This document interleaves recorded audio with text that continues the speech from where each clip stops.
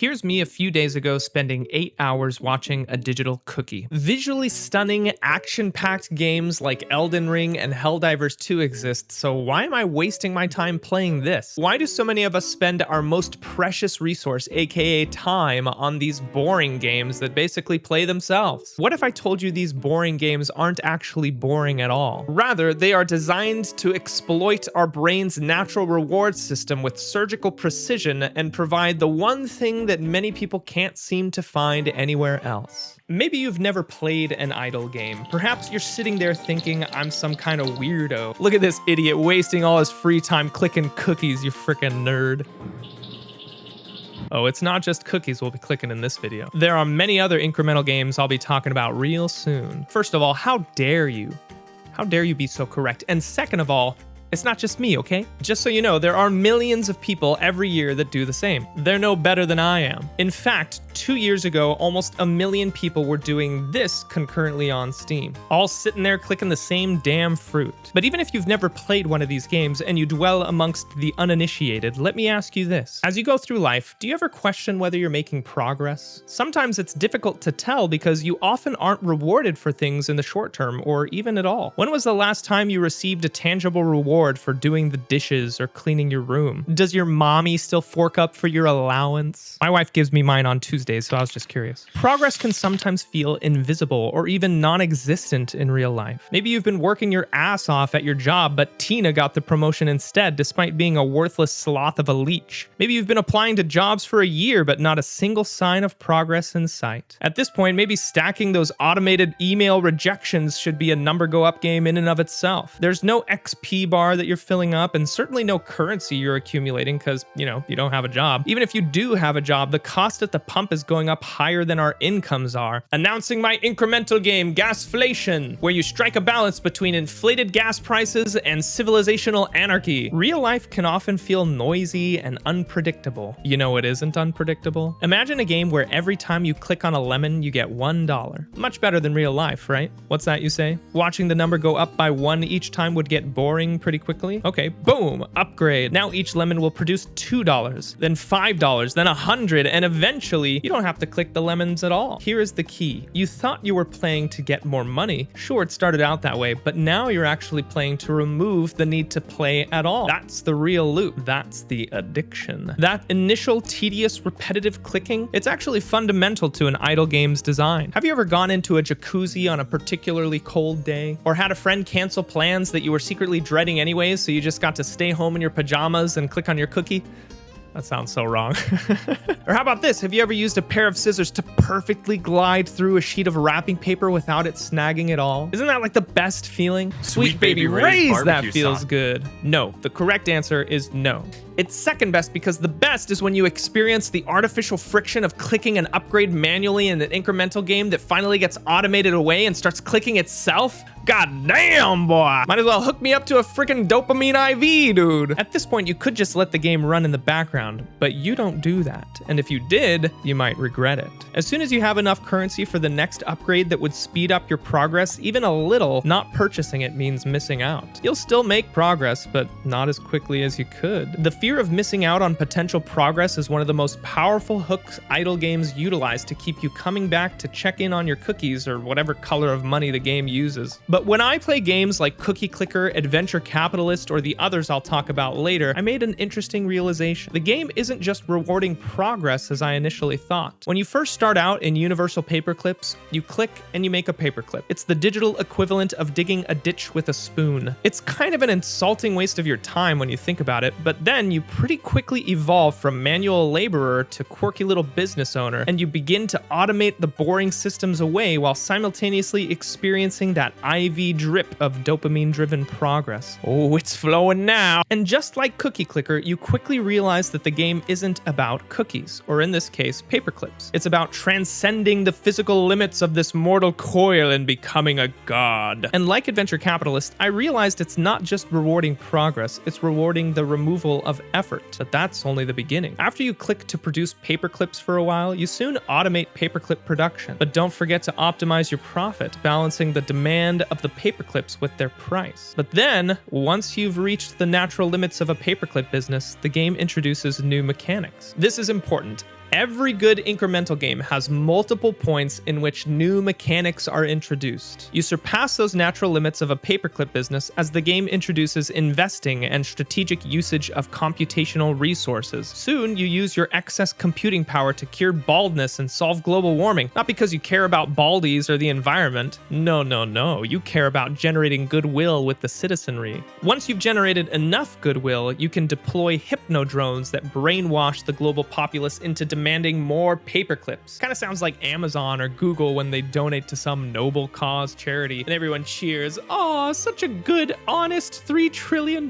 company." But we're not done yet. After some time, you realize that all that money you were making selling paperclips doesn't even matter. The earth has been converted into paperclips. There's no longer any consumer demand for them because the citizens you've been generating all that goodwill with have been converted into paperclips. What's the point of all this, you wonder? All that's left is the vast emptiness of space, which, of course, you convert into more paperclips. Again, new mechanics and therefore new friction is introduced in the form of rogue drifter probes that you have to fight using drones. If you haven't yet realized, you're no longer running a business. You're rewriting reality to maximize paperclip production. The game ends when 100% of the universe has been explored and all matter has been converted into paperclips. But even a game as addictive as Cookie Clicker or Universal Paperclips is not the final form of incremental design. Developers realized something terrifying. Consuming the universe is great and all, but doing it on a spreadsheet requires cognitive effort to translate the abstract numbers into tangible progress. In simple terms, you have to think about them. It's highly addictive and highly satisfying. After all, monkey brain like when number go up. But is it enough? Hell no, we're just getting started. Developers realized that shit was weak and mere numbers were not enough. So they asked a dangerous question. What if you didn't have to think at all? They said, hold my paperclip, Cookie Clicker, and evolved the genre to new heights. Not by making it more complex or adding more progression, but by making you feel the progression on a deeper level. Allow me to introduce you to multisensory integration. Game developers call it JUICE. Brain imaging studies demonstrate that when you play the piano or any other inferior instrument, the brain lights up as multiple neural systems are working cohesively. However, a number just changing from 10 million to 11 million is a relatively weak sensory event, which again requires the aforementioned cognitive translation. What if we could bypass the translation, aka the thinking, entirely? Not only that, but what if we could light up the brain in a similar, if not superior fashion as to what occurs during music making? My friends, surely I tell you this.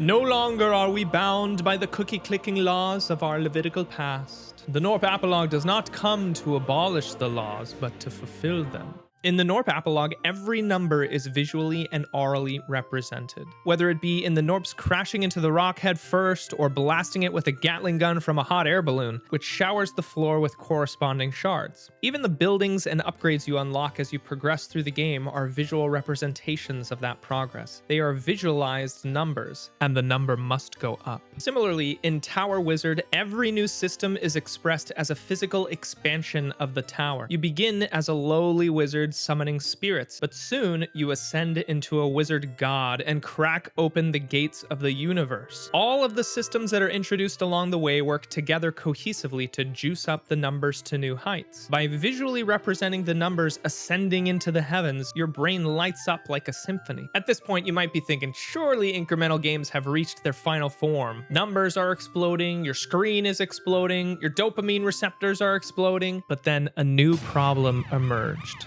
Wait, you thought incremental games were limited to idle clicker games?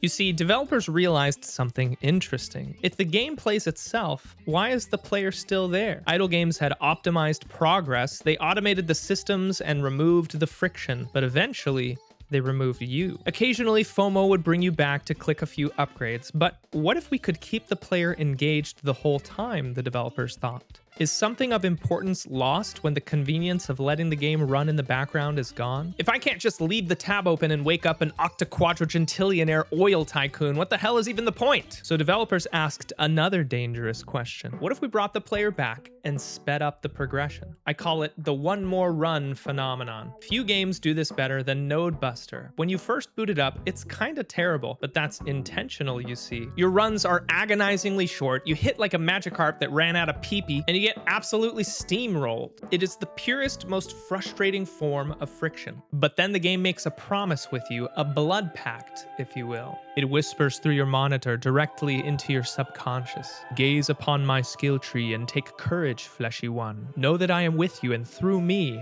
all progress is possible, nay, inevitable. Your runs will not be without their suffering, but if you take up your cross and click on the upgrades between rounds, you will arrive at the place which I have prepared for you, and you believe it. From the perspective of neuroscience, active incrementals fundamentally alter the dopamine delivery system. In an idle game, your brain gets a slow, passive IV drip. You upgrade, you wait, you experience friction, and eventually you get rewarded. But an active incremental game replaces the waiting with action. No longer are you bound by the limits of time.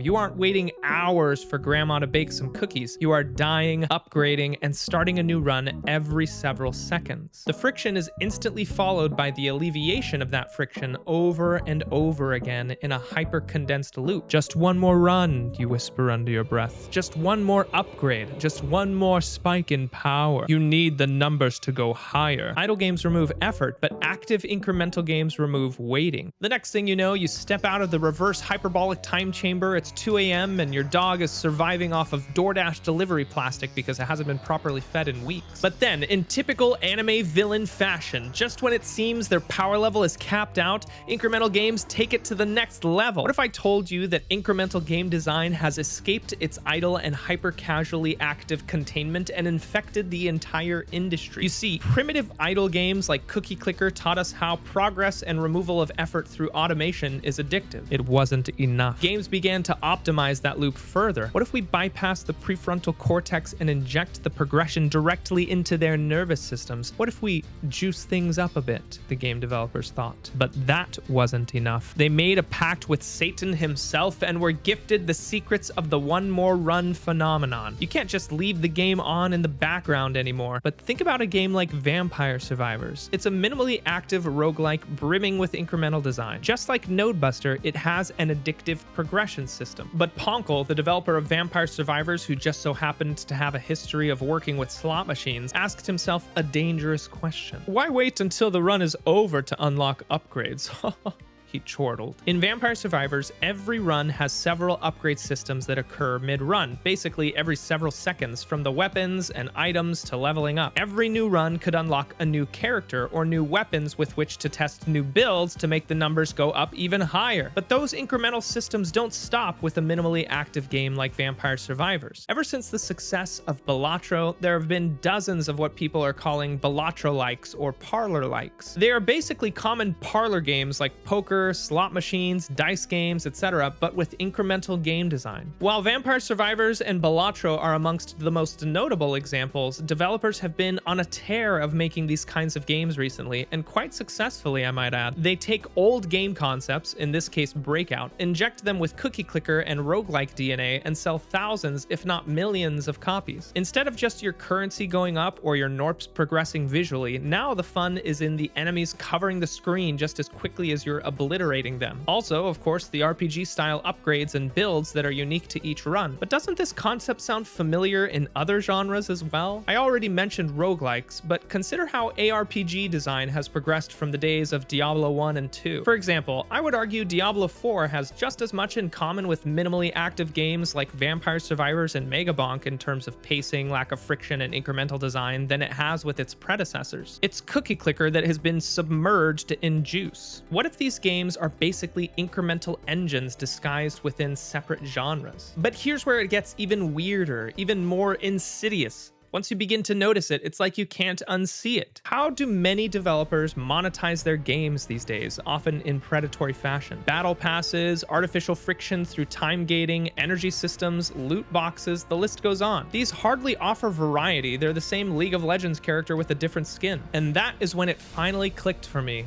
Pun intended. These aren't mere game design features, they're progress delivery systems. The final form of incremental game design was never limited to one genre or even to games at all. Did you watch the anime Solo Leveling? That shit's an incremental game in disguise, dude. It's addictive as hell. How could you not see it? Sorry, got a little carried away there. But incremental design systems didn't stay in their little corner of the internet with cookies and paperclips. They seeped their way into the very fabric of how games are designed, and most importantly, how they're monetized. Why let the player overcome friction through gameplay when you can sell them the solution? The transaction is instant. But while your wallet lights up in flames, your brain still lights up in the same symphony of colorful progression. I've played every single game I've mentioned in this video to the tune of a combined kind of shameful amount of hours. But in doing so, I've made what I consider to be an important realization. You see, all these incremental games essentially function the same. The one and only rule of an incremental game is the number must go up. That number, regardless of how it's presented on screen, is a representation of progress. These games make progress certain and visible. When's the last time real life did that for you? Speaking of which, please hit the video with a like, comment, subscribe to help those numbers go up. Although these games invariably progress into the realm of the absurd, not only is that kind of the point, but is it really that absurd? Let's say you start your real life career as a 16-year-old named Jeff working at McDonald's, clicking on the burger flipping button at 10 cents per click. After a couple of years of grinding away, you've leveled up your skills to the point where now you're managing the store. You've automated the initial burger flipping friction and you don't have to manually click anymore. This introduces new mechanics like firing Tina and giving the promotion to somebody who actually deserves it. But you, Mr. Jeff, find yourself unsatisfied with the fast food track, so you decide to prestige and start over with an e-commerce website, moving to a garage in Seattle to sell books on the internet. Soon the strategy pays off and you unlock the everything store multiplier. You wipe out brick and mortar retail entirely and you IPO. The numbers go exponential and you find yourself with more billions of dollars than you could ever spend in a single lifetime. But you still haven't reached your final form yet, not until you unlock the late game skill tree. Now you've purchased a major national newspaper to spread fake news across the land, invested in a space company and launched yourself into space using said space company's phallic-shaped rocket, and bought a $500 million mega yacht, all while cheating on your wife with a creature that looks like it could have come straight out of a Meat Canyon video. You've gone from youthful, ambitious, head full of hair nerd to jacked, bald, corporate supervillain. At least unlike his friend Bill, he stayed off the unspeakable island for all we know. But I ask you, dear viewers, which one is more absurd? The cookie clicker version or the real life version? The only difference to me seems to be the time scale, that and being bound by the laws of physics, for now, I guess. Speaking of time, if you're enjoying this video, please consider checking out this other one I made about how games used to respect your time, but now they just monetize it instead. At the end of the day, most of us aren't going to hit the billionaire skill tree tier. Real life will always be messy, unpredictable, and full of friction that we can't just automate away with the hive mind of cookie baking grandmas that bring about the gramapocalypse. Real life doesn't guarantee progress, but these boring games do. And that is exactly why they are so magnetic, so addictive. They provide a kind of structure where the rules make sense, where minimal effort equals bountiful reward, and progress is imminent. I think that is truly the problem that these games solve. While they often create a new dopamine-related problem in and of themselves, this is the reason why, despite being what many might consider boring, they're not only popular, but actually increasing in popularity and financial success. So go ahead, open the tab, click the cookie, watch the number go up, and ascend into the next existential plane. Because in a world where progress can be invisible, sometimes you just need a game that lets you feel it. Maybe not for like 8 hours a day, but who am I to judge?